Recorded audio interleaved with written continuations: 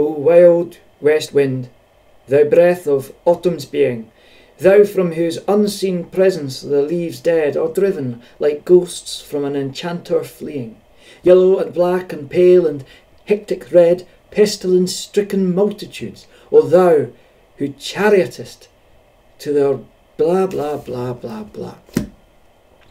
Many of us first encounter the idea of fine writing at an English class at school, and that normally involves reading classics written in high style, full of archaic language.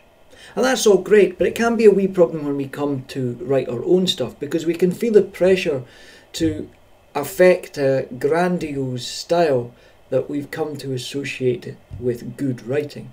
Now, I actually quite like Shelley, but I'd no more write like one of his poems than I'd go down the pub and talk like one of his poems.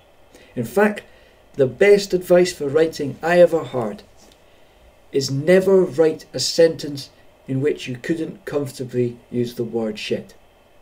In other words, relax. Writing prose is hard enough without affecting some register that's alien to you. The secret to a good prose style isn't erecting some grand monument full of ornament and bombast.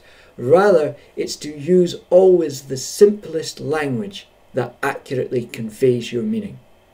And that word accurate is really important.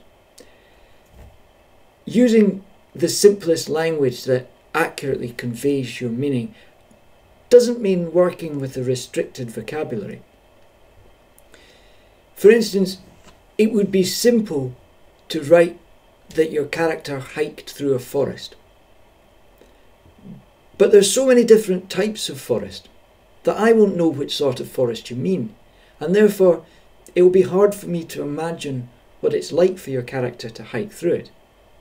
But if you write that your character hikes through a plantation of Sitka spruces, well, then I can almost feel the branches scratching her arms as she pushes her way through the trees.